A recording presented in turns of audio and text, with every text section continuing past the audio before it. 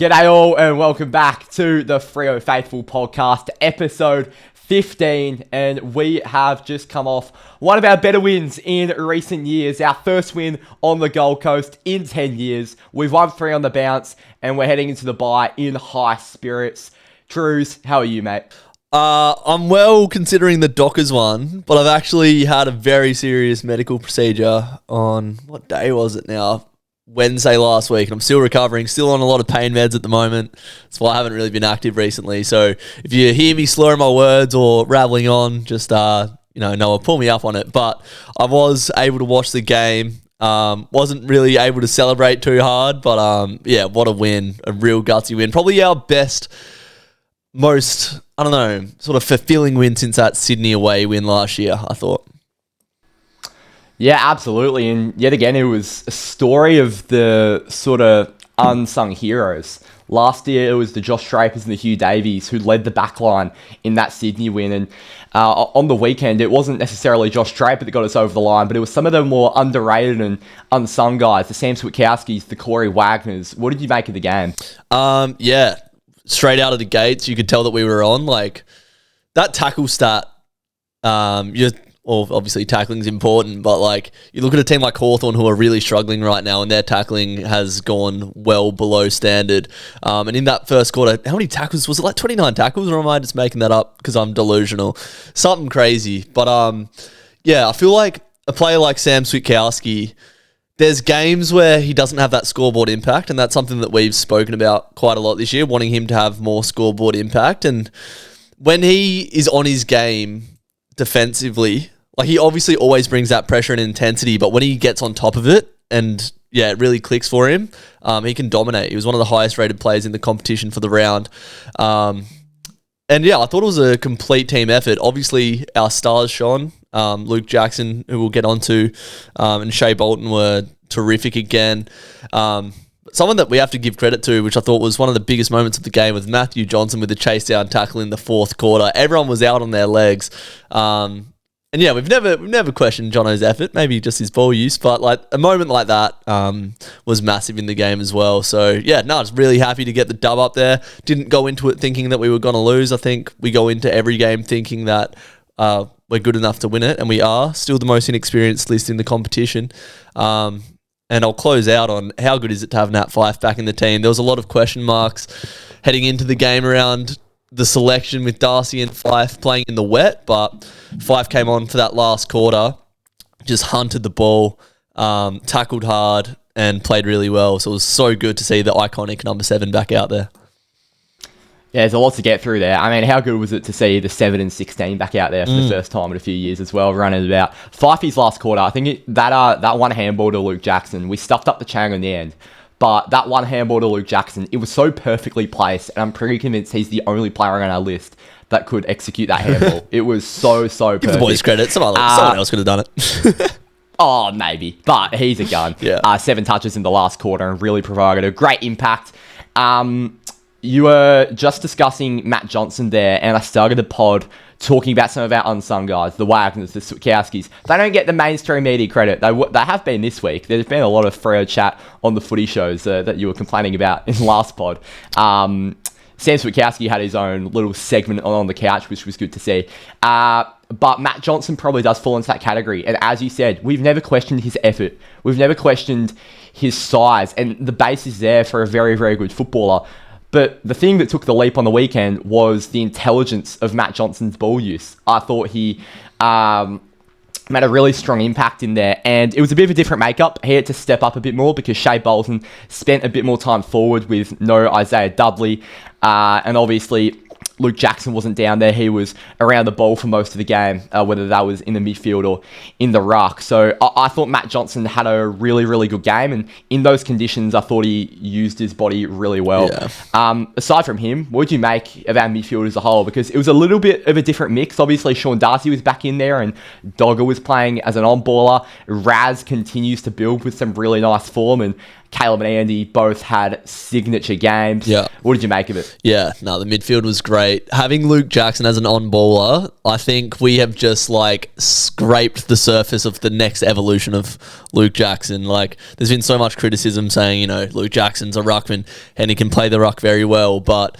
you can't send anyone to Luke Jackson as an opposition coach, like a midfielder that can stop him. Like, you might be able to send someone to him if you're winning the ruck taps that's, you know, going to get to the ball first and maybe be a bit more zippy. But Luke Jackson right now is rated as one of the best ground ball players in the competition. He's got that big body. He's so strong in his core. You can't really tackle him. So, yeah, he's just so overpowered in there. Absolute unicorn. And, yeah, continuing to be one of the best X Factor players in the competition for us. He was super important. I think he had like 27 touches, which is a genuine midfield performance. I'm not sure what I made of Sean Darcy's game. He only had like 3 touches, which is probably not much and not really a good game, but, you know, we got the dub and the midfield functioned well. So, you know, going up against Jared Witts is a pretty tough task. Yeah, still, I think the jury's pretty much been decided on Darcy, but if we can get that midfield mix right with Jackson in there, because I think the biggest criticism of having Luke Jackson and Sean Darcy in the same side is one of Darcy or Jackson has just been chucked in the forward line. And we spoke about it last week, how our forward mix has probably been the best it's been in a while without Sean Darcy in the side. So Luke Jackson and Sean Darcy playing the same side, neither of them really spend too much time in the forward line. I'm sure Darcy would have rested there at points, but yeah, I thought we got that mix right. Brayshaw, Sarong, just absolutely hunted all day. Brayshaw is an honest warrior. Like when he got knocked over in that last play, hunting for the ball, and then, yeah, kicks the ball down the line, we get a stoppage, and there's like, it's just before that Bolton chase down tackle and the Amos goal, and Brayshaw's just like setting up the stoppage, pointing, he's just like been just about knocked out, grass all over him. Like, I was just looking at him like, man, we are so lucky to have a player like Brayshaw. And yeah, Erasmus, Fyfe, they're great additions to the superstars that we have in there. Yeah, it's funny. You mentioned Sean Darcy, only 3 touches, but I really don't think we win that game without him on the weekend, because Luke Jackson, as a result of Darcy being able to, I think he played 50% game time, Sean Darcy, so obviously well unders, and he probably was a bit underdone. But he competed very, very well, and it allowed Luke Jackson to be around the ball for basically 100% of the game, as opposed to, you know, being full-time ruck and getting a bit fatigued and needing Vossi to chop out. So basically what Darcy provided was the ability for Jackson to be around the ball 100% of the time, as well as Pat Voss being able to stay in the team without being too tall in the forward line. Look, we criticised the team selection so much on Thursday. Like, whether it was criticism or just confusion. I did. Mate, the fan base did. Let's not act like it was just me. It was bizarre. I found it like, I just wanted to see it materialise. Like, obviously it would have been easy to jump on JL's back if we lost, but like, just have a bit of faith in the man, and like, it worked out in the end. Like, you know, you say like, oh, you want smalls in the wet, but I don't know, if you play footy in the wet, you know that you don't want to get in the way of someone like Luke Jackson trying to run through you on that Fyfe. Like, the big bodies in the wet are actually pretty beneficial. Obviously, the thing is, I did like repeatedly say there was going to be method to the madness. Like, I didn't know what it was going to be. In the preview, I ran through like 5 possible ways this forward and midfield mix could look. I wasn't correct with any of them. But the thing is, there was a method to the madness. And while I questioned it, and while I was absolutely baffled, as was most of the chat, there had to be some idea behind it. He wasn't just going to do it for no reason. And I'm going to be the first one to apologise and say, Justin Longmuir, that was an absolute masterstroke on the weekend. To have Fyfey a sub, and the bloke was not underdone, by the way. No. Like, yes, he couldn't have played 80% game time, whatever, but he came on, and the legs he provided, he's 34 years old, and I reckon he covered the most ground in the fourth quarter. So it was a masterstroke all around from JL. And back to the Sean Darcy point, which is what this started on. He only had 3 touches, but he made a big, big impact. Same goes for a guy like Jeremy Sharp. I think that might be the 3rd or 4th time this season he's had under 5 touches in the game. And for a winger, most people would say, and I think a lot of people in our fan base have been sort of questioning his spot in the team, but he reminds me a lot of a very young Ed Langdon when he first came in at Freo.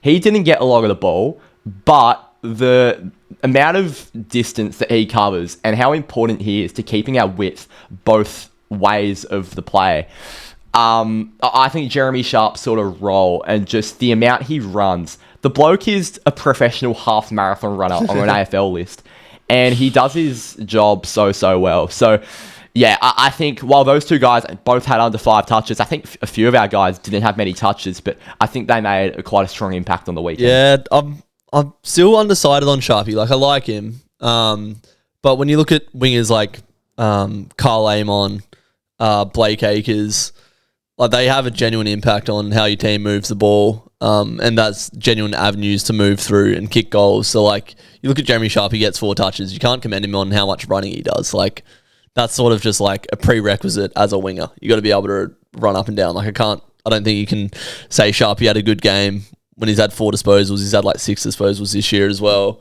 I think that's obviously an area that we can tighten up on. To be honest, we got called fair weather fans last week. No, mate, I saw in the comments. I don't think we are. I think we're pretty fair.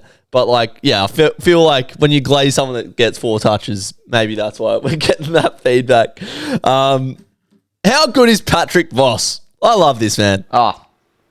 He's such a big man, isn't he? And the man crush I've got on Tracy, and the most of his fan base does, is slowly transferring over to Paddy Voss.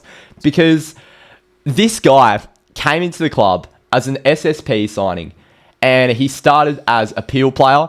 He then turned into a solid in and out player that needed to work on his goal kicking. He then turned into a handy forward that could maybe pinch it in the ruck for a bit.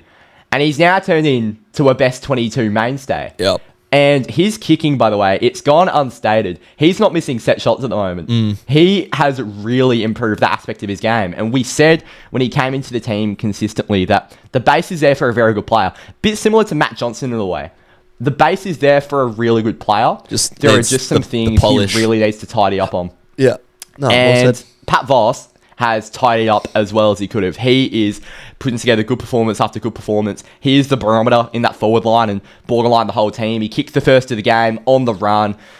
Was that on the run, the first of the game, or was it a set shot? He kicked one on the run. He got that early on. He got that holding the ball when Sarong just booted it inside 50 and he tackled, got that. And then there was, I think it was in the first quarter as well, where there was that handball chain from the wing and he finished his work. That was a great finish.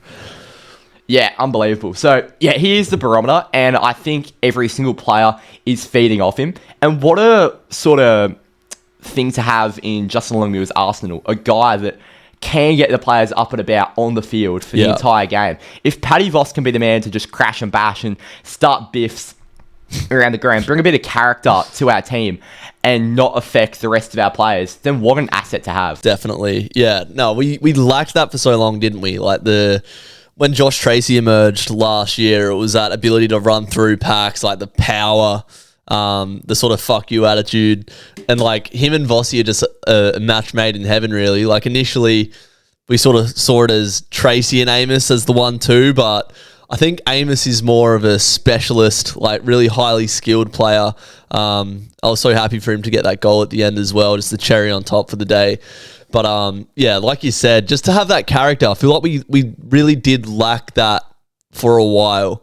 We've got players like Sarong, Brayshaw, like our leaders are very respectable, very likable people, but you do need those players that opposition clubs don't like. And I think Paddy Voss is becoming probably the biggest cult figure at the club at the moment. I'm not sure if there's anyone else that can sort of top that. Obviously, like Luke Ryan's in there for a while, but yeah, no, just the character of him we love. Like he tackled, I can't remember who it was, on the half forward flank and then just pushes him after it for no reason. A full like scuffle happens after it. You need that. You don't want to be a nice team.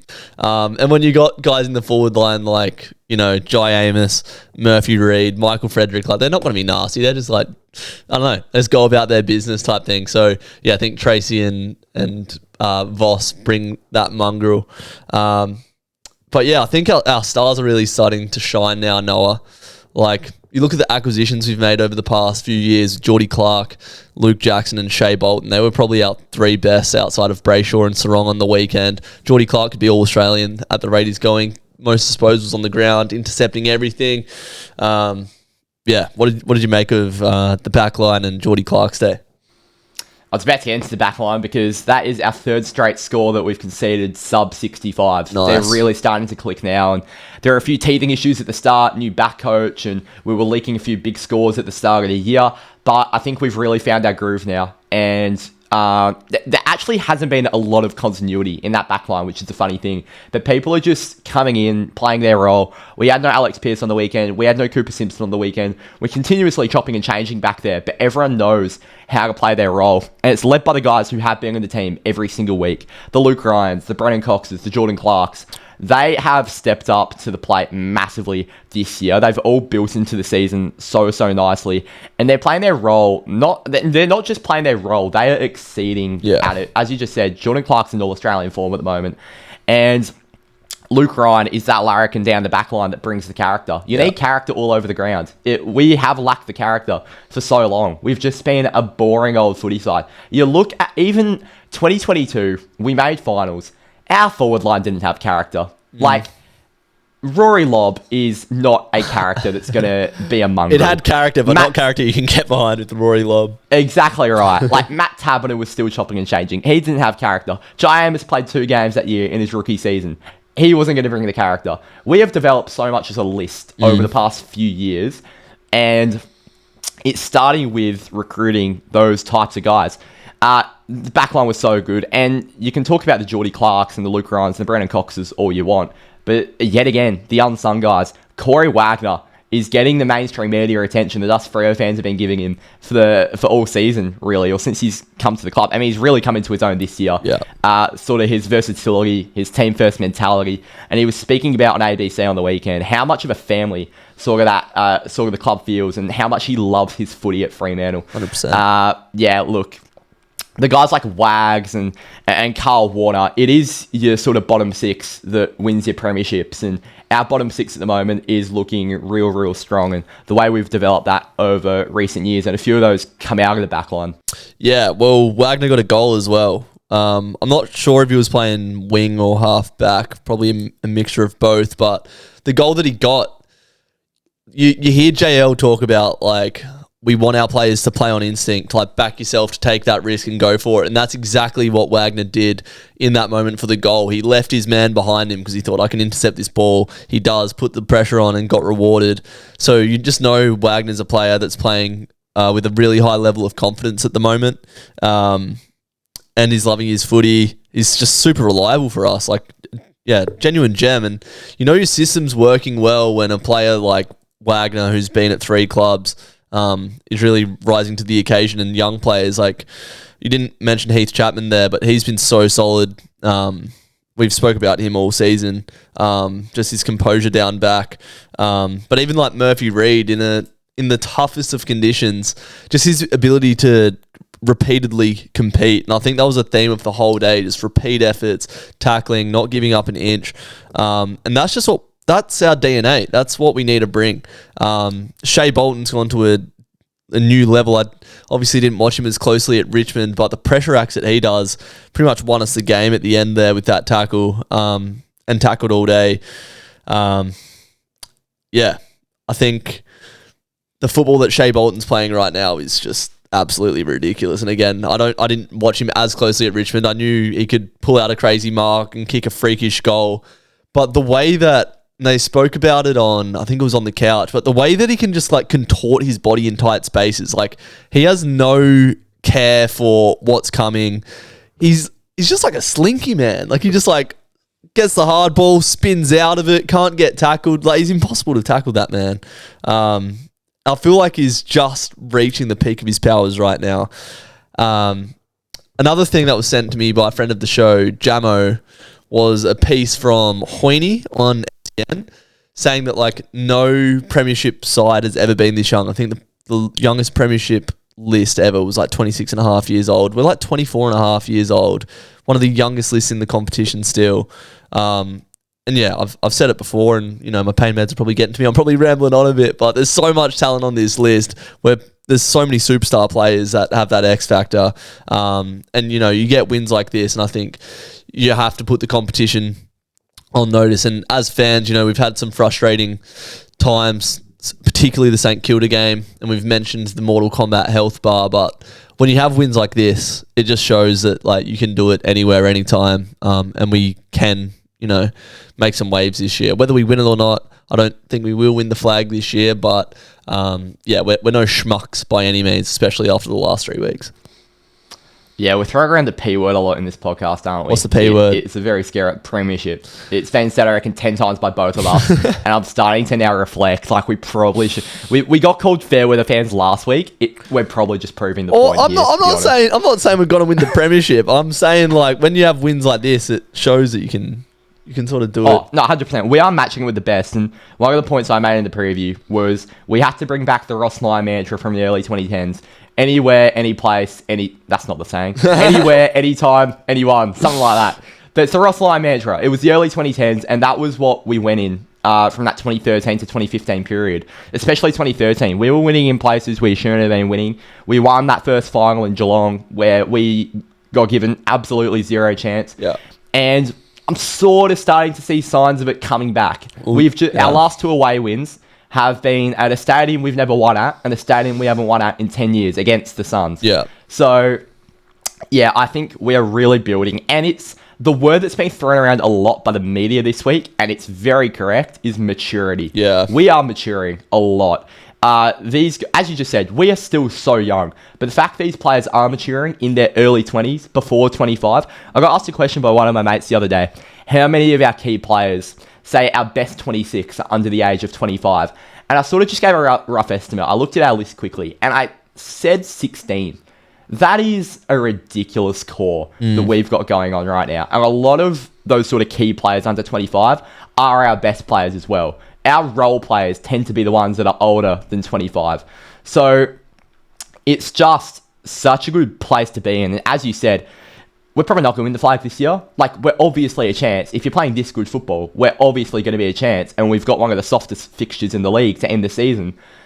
But the fact that if we don't win it this year, we can go again next year. And we can go again the year after. Yeah. And we've set ourselves up for such a good window, even if we don't win it in the next 2 or 3 years. Yes, patience will be dwelling within this fan base if we don't.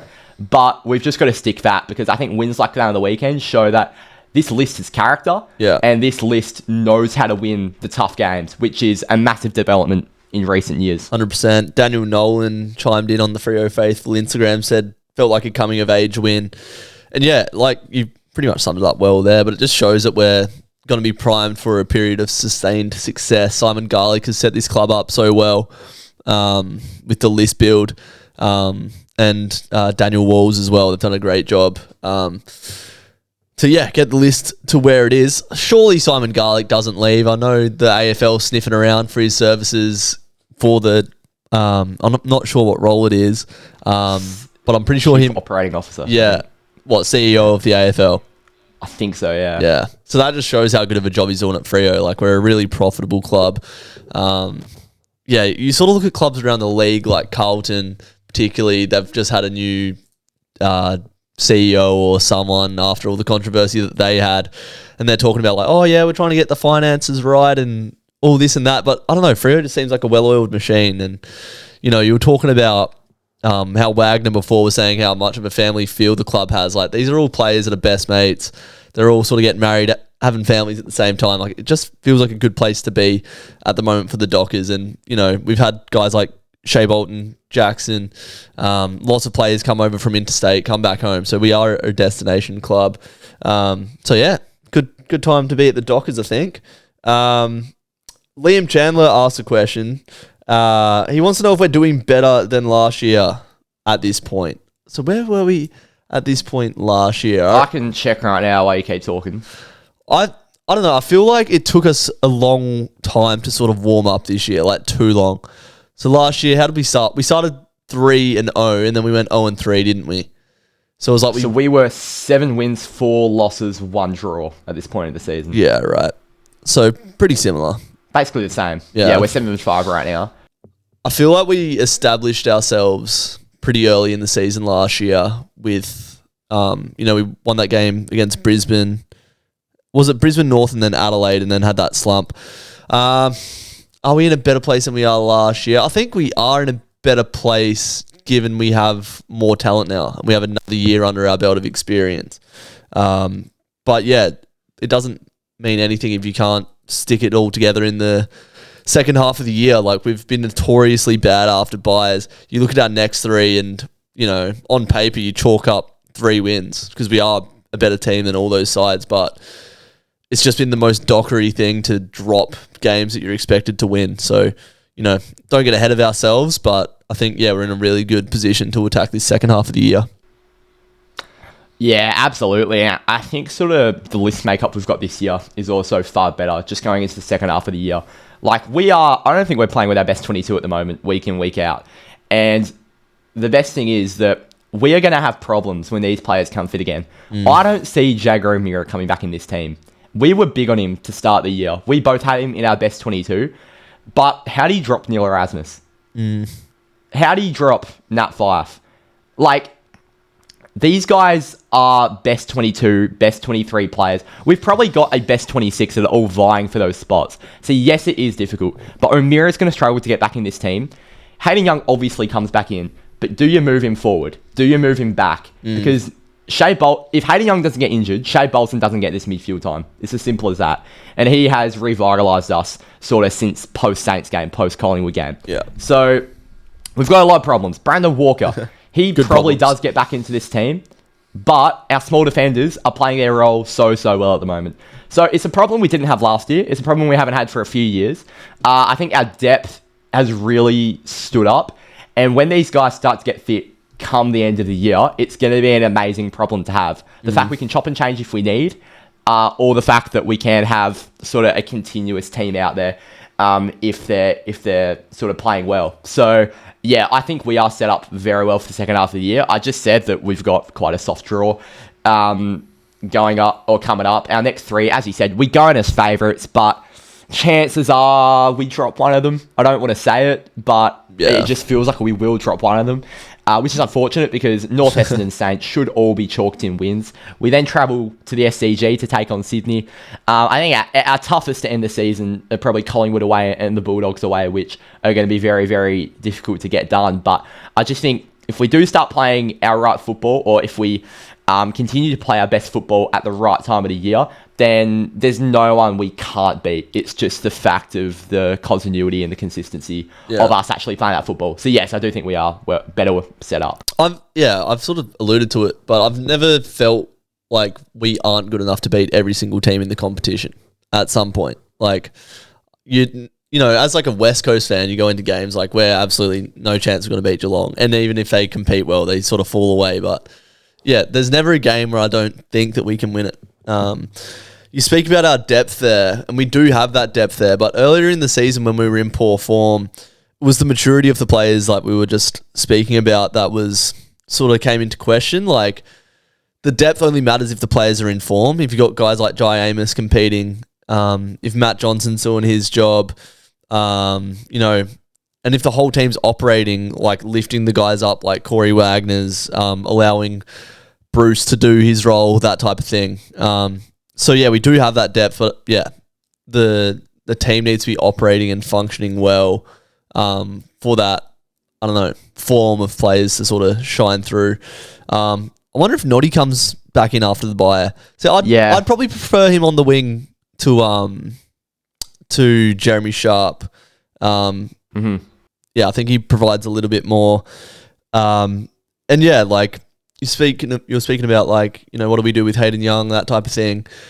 I think, like we saw on the weekend, like it just gives you such good flexibility to be able to shuffle. Like maybe we do move Hayden Young full forward or put him to half back because he can do both, like similar to like what Jordan Dawson's doing at Adelaide. So yeah, I don't think it's a problem. I think it just gives you more flexibility. Like every team you come up against is going to be different. And you're never going to have your full squad fit as well. So I just rambled, but yeah, there you go. Yeah, well, if Noddy comes back in the team, obviously he can get midfield minutes still. It just makes our midfield even deeper. And we won't get to see it this season most likely, but we were speaking about before, I think the crossover of Youngie coming back and Noddy getting injured happened around the exact same time. But we were saying, I think you were saying in particular, how exciting and dynamic is it going to be to see Youngie and Noddy in the same midfield?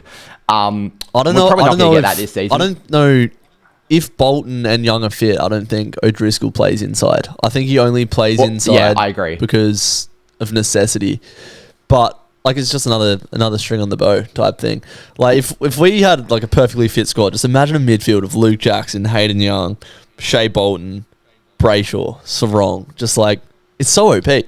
So OP. And there also shouldn't be a limit to how many numbers we roll through there. I remember previewing the Adelaide game a few weeks ago. They had about 9 players rolling through the midfield. And none of those, I mean, a few of those, like their top end midfielders are very, very good. The Rankins and the Dawsons or whatever. But I think our top end in the engine room goes deeper. And that's such a good thing to have. And I think with Young not being in the team for so long, there will be a stage we see Bolton and O'Driscoll and maybe Jackson all at one midfield mix. And that's just the sort of thing where you're like, it's a fun time to support Fremantle. Because how exciting is that? Just sort of the names we're going to have going through there. And the selection problems that we're going to have. I was just talking about it. But, gee, we've got names to come back. Like Nathan O'Driscoll played waffle on the weekend. He was fit to come in and we didn't pick him. I'm not sure why. I'm not sure if it was underdone or just we didn't feel like this was the right game. But a lot of the time, and especially earlier in the season, if Nathan O'Driscoll was 75% ready, we would have played him because we just would have needed him. But I think some of these other guys, the young Sun guys, have stepped up. Neil Erasmus, especially. He's solved a lot of our midfield problems lately as injuries have struck in there. So, yeah, I think you were just speaking about the maturity at the start of the season, how we were questioning it. No matter how well this season goes, no matter how far we go, I think we're going to look back at the end of the season and we're going to look at the Saints game and we're going to say, thank God that happened. Because we needed it. I'm never going to say thank God that happened. That was a terrible night to be a part of. Because it was a horrific night, but thank God it happened. We needed the wake-up call. I think we were playing good footy at the start of the year, but we were winning without being outstanding. And I think the last 3 weeks have sort of shown that we've responded to the wake-up call. Because even the Collingwood game, plus 29 inside 50s, we weren't terrible. Yeah, we only lost by 15 I points. don't think we were playing good footy at the start of the year. I disagree with that. We were playing okay footy. I'll give you that. Because we were winning, but we weren't playing at the standard we should have been. So after that Saints game, we've really sort of started to come into our own. And the best thing is, I think there are more levers to pull still. I think there are more gears we can go into. So, yeah. I think it's an interesting one. You were sort of alluding to there. Earlier in the year when we were getting wins, like this sort of idea I'm starting to hear is like Freo relies a lot on its talent to win games. Like for that St Kilda game, for instance, you go, why have we got all this talent on the list, but it's not working? So like the evolution and us becoming a genuine contender is going to be that these players are consistent and that the method and the tactical side all clicks. Like every time we lose a game in the midfield shit, we go, why isn't Will Brodie in there? Like, Will Brodie was a great contested mid for us. But then you have games like this, and yeah, the past 3 weeks where Brayshaw and Sarong, and Jackson and Bolton as well, like really dominate that contested ball when the ground ball gets. So when, you go, why isn't Will Brodie in there? It's like, nah, we just need the guys that are in there to play more consistent footy. Yeah, I think Fyfe last year was such an important player for us with that big body and the experience that he brings. And you imagine how hungry he'd be to get that success. He's right at the end of his career. Obviously, he's not going to play 25 games a season, but if he can get his body right and can just be that X-factor player for us, like, why not run him through there? Yeah, I don't agree that the St Kilda win was needed, but it does shine the light on, like, talent alone isn't going to get us to where we need to be. The guys that are out there are good enough to get it done. And then it's like, can you do that week in, week out, quarter to quarter? We've played, after the Port game, we said we played 8 good quarters in a row. There were struggles in the Gold Coast game. I don't think we were particularly good in the second quarter. But we've put 3 really strong weeks together. JL was absolutely stoked, punching that board after the game. So yeah, I think there's belief building, and we just got to have the trust in the method and in the coach to get the most out of the talent. Yeah, absolutely. I even think coming off that Saints game, the 3 changes we made the next week were reintroducing Pat Voss, Neil Erasmus and Cooper Simpson. And how good have they been? So I also don't think if that the result doesn't happen, those 3 might have to wait a bit longer to get back into the team, and we maybe don't win these few games. So, look, I'm not going to say it's a blessing in disguise, because it was a fucking horrible night. But, like, we didn't unearth, but we recalled some guys that have really helped us in the past few weeks, and will help us, hopefully, in the second half of the season, because that's what I want to talk about now. So, the results we've had coming off the bars in the past few years have been terrible. So last year, we lost to the Bulldogs by 67 points. 2023, we lost to the Tigers by 15 points. 2022, we lost to Carlton by 31 points. And 2021 was the last time we came off the bye and won. We beat the Pies at Marvel by 12 points. That was a great win. I remember It was a good win. I remember. I reckon the roof was open for that game. Yep. So, yeah, coming off the bye in recent years, we have not been very good. So I don't think we can underestimate North Melbourne whatsoever. We shouldn't be underestimating any team, because any team can beat anyone on any given day, as this competition has proven many a time. This Roos game is more important than we think. Like, yes, we'll look at it, dead rubber, Saturday night, North Melbourne home game at Optus. What are we doing? Why are we rocking up? But this game is very, very important. I'm not sure what players we're going to get back for that game. I'm not sure if anyone's going to get recalled. I hope Carl Warner's okay, by the way. There's been no injury update on him since the game of the weekend. So, yeah, it's going to be very intriguing, because that's obviously in 2 weeks now. We've got a week to sort of gather ourselves and not get too complacent. We've just got to stay focused going into the second half of the year, because, as I've just mentioned, those results are not good enough, and we haven't made finals in all but one of those years. So, yeah, how important is just starting the second half of the year so strongly? Well, there's no difference between 4 points against North or 4 points against Gold Coast. I mean, like, you go up to the Gold Coast and you don't expect to win, you get 4 points and it's massive. But I think we said it after the Adelaide win. Like, the Adelaide win meant nothing if we didn't follow it up against the Saints, and we didn't. So, we're a much better team than North Melbourne, but they beat us on our home deck a couple years ago. So, they're capable of doing it. They've got a great midfield, but we should be making light work of them. Come on now, let's not pretend. It's a North home game at Optus. Like, we cannot be losing that. That is a fucking joke if we lose that. But yeah, within the next month, got a really good run, as we've spoken about. So yeah, no excuses now. I think we're positioned really well, and you sort of get what you deserve in footy. So wherever we end up, we deserve it. So we're sort of in that 7th, 8th realm at the moment with the Dogs. They have a game in hand. Essendon have a game in hand, who sit just below us as well. So yeah, if we're going to play finals, we're going to have to beat some big fish and play consistent footy throughout the whole year. Hopefully we've had our bad period. Every sort of team has a bit of a lapse in the season, and then they, get on a run of form. Had we won like 3 or 4 in a row before we lost to the Saints and Pies? Yeah, we did. We beat West Coast Bulldogs Richmond. Yeah. So I think, we had that slow start to the year and some poor results, but yeah, hopefully we can just continue to build. The players get a week off now. Hopefully that doesn't reset us. Hopefully we can continue it on, because we did just get into the best form that we've been in all year. Saw Luke Jackson's over in Victoria, hopefully just for a trip. Hopefully just to see the in-laws and whatnot. But, yeah, when you see how good he played on the weekend, it's like, man, please don't leave. I don't know about that reporting, eh? Like, the report listed every single small detail about Luke Jackson's little holiday to Melbourne. I'm hoping he's just gone over to Fitzroy's for some nice coffee or something. Like, I don't think there's any more in it. I don't think we should fuel the fire.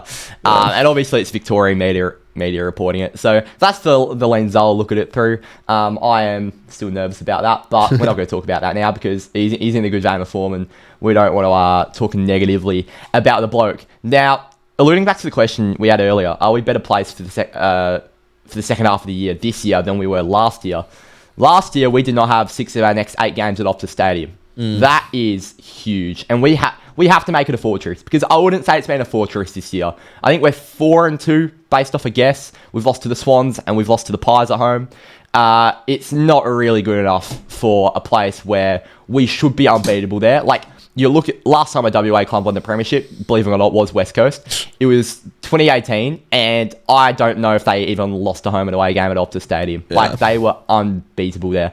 So it's something we've got to use to our advantage, especially considering that, I mean, fair enough, we do complain about travel a lot, and we do sort of allude to how tough the away trips we have to make are, considering we're on the other side of the country. Let's make Optus a fortress. Let's not drop any of these games because we can't make, or we can make top 8, but we definitely can't push top 4 if we are not winning every single one of these Optus games.